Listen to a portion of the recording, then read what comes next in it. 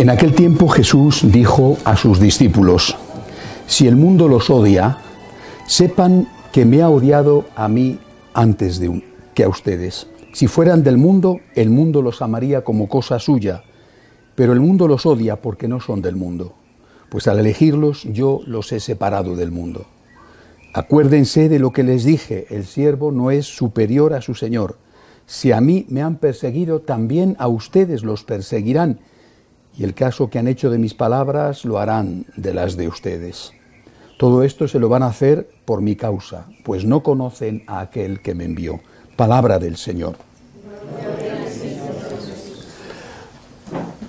Cuando estudiamos historia de la Iglesia hay un caso que resulta muy significativo. A veces uno piensa que las persecuciones primeras, las de los romanos, todos los cristianos respondían heroicamente y todos iban al martirio con la palma en la mano. Eso no es así. Muchos renegaban de la fe, no todos, pero sí muchos renegaban de la fe, y muchos eran lo que se llamaban relapsos, es decir, echaban el puñado del incienso ante la estatua del emperador y después volvían a la práctica religiosa. En el norte de África, los africanos son muy temperamentales, ¿no? muy vitales. Será por el calor, lo dará el clima, no lo sé, pero son así. Y en el norte de África había una gran comunidad cristiana. Allí estaba en la época de San Agustín, por ejemplo, aunque ya es posterior, ¿verdad? Y hubo un momento en el cual la persecución en el norte de África fue feroz y hubo realmente muchos que renegaron de la fe. Ese fue un problema con el que se tuvo que enfrentar San Agustín. Muchos renegaron de la fe y en la ciudad de Cartago, que era la ciudad más importante del norte de África, dentro ya del Imperio Romano, llegó un obispo, San Cipriano, y llegó en un momento en el cual había paz. La persecución no duró 300 años, había temporadas de paz y temporada de persecución. Cuando San Cipriano fue nombrado obispo de Cartago había paz, no había persecución. Pero San Cipriano dijo: esto es temporal. Pero aquí cambia el emperador, cambiaban con mucha frecuencia porque los mataban los propios soldados. Aquí cambia el emperador, viene otro y estamos en las mismas. Y yo no quiero que suceda lo que ha sucedido hace poco, que allí la mayor parte de los cristianos renunciaron a la fe. Entonces, ¿qué hizo San Cipriano? San Cipriano empezó a preparar a sus fieles para el martirio. Dio la orden de que en las homilías había que enseñar a la gente que primero el cielo existía, que el martirio de sangre era inmediatamente ir al cielo, es lo que enseña la Iglesia, el bautismo de sangre, y que el que da la vida por Cristo, ese martirio perdona tus pecados. Bueno, que había que amar al Señor hasta dar la vida por Él, como había ocurrido del Señor hacia nosotros. Bueno, empezó a preparar a su pueblo y efectivamente llegó el momento del martirio. ¿Le mataron a él? La descripción en las actas de los mártires del martirio de San Cipriano es espectacular, porque cómo él va al martirio acompañado de su pueblo. La historia cuenta que no hubo casi ninguna traición, que prácticamente los que tuvieron que morir murieron mártires. Esto ocurre finales del siglo III. En 1936, en España, se desata una persecución espantosa, es decir, de las persecuciones más crueles que han existido por parte de los comunistas y anarquistas. Esta terrible persecución generó realmente multitud de mártires, están contabilizados más de 6.000, eso solo entre sacerdotes, religiosos y monjas. Los laicos son innumerables. Por ejemplo, todos los de Acción Católica fueron los que pillaban, fueron asesinados, martirizados. Y prácticamente no hubo traiciones, no hubo apostasías. Cuando los historiadores preguntaron por qué hubo tantos mártires en España, es decir, por qué tantos aceptaron el martirio, las torturas eran horrendas.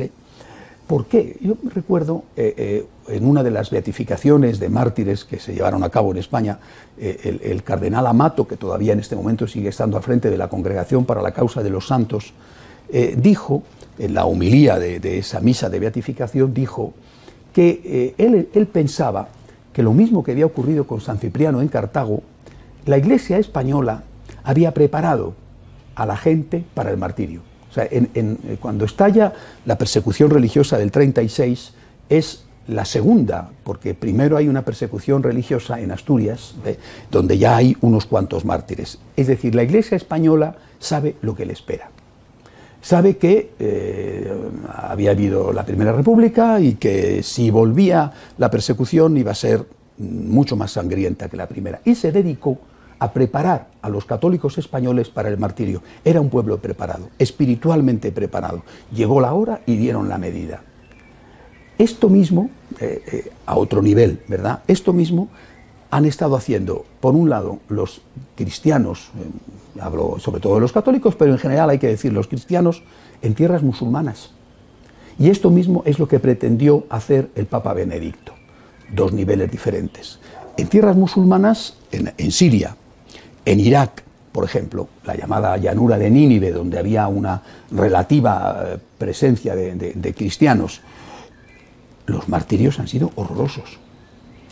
Y no ha habido, que se sepa, prácticamente apostasías, pero los martirios han sido en la ciudad de Mosul, por ejemplo, cuando en las plazas ponían las picas en cada una de ellas una cabeza de un niño cristiano.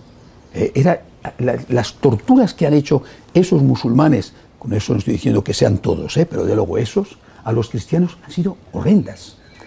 Claro que no solo han matado cristianos, han matado también de otras religiones, incluso han matado a muchos musulmanes. Bueno, pero las torturas contra los cristianos han sido horrendas. Podían haberse librado de ellos renegando de la fe y no lo han hecho. ¿Por qué? ¿Es que no les duele? ¿Es que a un papá no le duele que maten a su hijo? ¿Es que no te duele que violen a tu mujer? ¿No te duele que te torturen? ¿No te duele? ¿Es que eres de otra especie distinta? No, están preparados.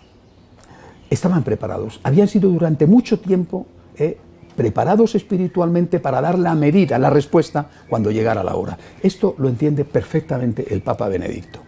Siendo alemán, no solamente una gran cabeza alemana, sino siendo alemán, es decir, procediendo de uno de los países europeos más secularizado, no el más, curiosamente, está mucho peor sus vecinos, pero sabe perfectamente el horizonte que tenemos, el presente que tenemos y el futuro inmediato. El futuro lejano nadie lo sabe, pero el presente y el futuro inmediato, persecución. No es la persecución, todavía por lo menos, no es la persecución de los musulmanes radicales en Siria, no es la persecución de los comunistas en España o no es la persecución de los romanos en la época del imperio, pero es persecución, es persecución. Estamos viviendo una persecución, un acoso, que tiene infinidad de víctimas y son víctimas inocentes. Por ejemplo, las víctimas del aborto son víctimas inocentes, son aquellos niños inocentes que murieron en Belén ejecutados por el nuevo Herodes. Pero no solamente esos, muchos jóvenes son víctimas. Víctimas y culpables, esto Dios lo sabrá, pero son víctimas, víctimas de una sociedad que les ha envenenado y que les ha hecho creer que se es en la medida que se consume, eres en la medida en que gastas. Y la felicidad consiste en tener y en gastar, y en vivir en un estado lo más permanente posible de placer, al margen de que después te quedas destruido, incluso físicamente.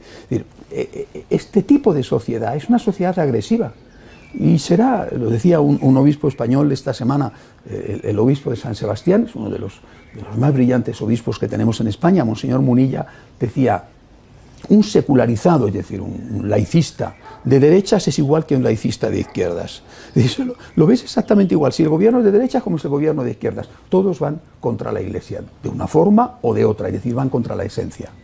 Todos aceptan el aborto, todos promueven la ideología de género, todos están ya planteando la eutanasia, el vientre de alquiler. Sí, es igual. Es igual, a estos aspectos es igual. Uno dirá que hay que cobrar menos impuestos y otro dirá que hay que cobrar más impuestos. Pero a este nivel son exactamente lo mismo, o por lo menos muy parecidos. ¿Por qué digo esto? Porque creo que no estamos preparados para el martirio. No estamos preparados. Es decir, aquella gente inteligente preparó a su pueblo. Nosotros no estamos preparados. Y Papa Benedicto, que tenía una gran visión, quiso prepararnos. Tienes que prepararte para la persecución. No sé si vendrá la persecución del fusilamiento. Quizá esa no venga, no lo sé, ¿eh? Tampoco la descarto. Pero sí que tienes la otra persecución, la de la burla, la de que se rían de ti, la de que te consideren menos. Para jóvenes, por ejemplo, la que te digan que no estás a la moda, que eres un antiguo, que qué estrecho eres, que qué barbaridad, que a dónde vives, que... Esto es persecución. No es la persecución de la espada, es la persecución del alfiler, pero es que tienes el cuerpo lleno de alfileres. Es que es continuo y tienes que estar preparado. ¿Cómo te preparas? Lo dice el Señor hoy. Fíjense cómo el Señor está preparando. Cuando el Señor dice en este Evangelio que acabo de leer, voy a volver a leerlo, está preparando a los suyos diciéndole, Jesús dijo a sus discípulos, si el mundo los odia, sepan que me han odiado a mí antes que a ustedes. Si fueran del mundo, el mundo los amaría como cosa suya, pero el mundo los odia porque no son del mundo. Acuérdense de lo que les dije, el siervo no es superior a mi Señor. Si a mí me han perseguido, también a ustedes los perseguirán. Es decir, tenemos que entender la persecución como algo normal. No es algo extraordinario, es algo normal. Somos seguidores de Cristo crucificado. Es normal. Es normal que se rían de ti, es normal que se burlen de ti, es normal que te digan, qué barbaridad, pero todavía con estas. Pero todavía estás pretendiendo que tus hijos no tengan relaciones en tu propia casa con la novia o con el novio, pero qué antiguo eres. Pero todavía, y el todavía es lo que utilizan para machacarte. Y tú tienes que decir, soy católico, ríete de mí, búrlate de mí, despréciame si quieres. Bueno, es otra forma de martirio. Yo soy católico, yo tengo principios. Y soy un católico pecador, no soy mejor que nadie, no soy superior a nadie, no me considero por encima de nadie, vivo de la divina misericordia, pero yo soy católico. Pecador, pero católico. Es decir, y por lo tanto, estos son mis principios y no los voy a cambiar. Me toca recibir insultos, burlas, ironías, a veces en algún caso quizá perder un buen puesto de trabajo, no progresar en tu carrera. Es decir, pues este es el precio. Soy seguidor de Jesús, del crucificado. Y prefiero morir con Cristo a vivir sin Cristo. Prefiero morir con Él, ser ridiculizado, perseguido, a triunfar sin Él. Porque al final, como dice el Señor, el que pierde su vida por mí, la gana para la vida eterna. Que el Señor nos ayude a llegar a este martirio con su gracia y con su fuerza. De pie, por favor.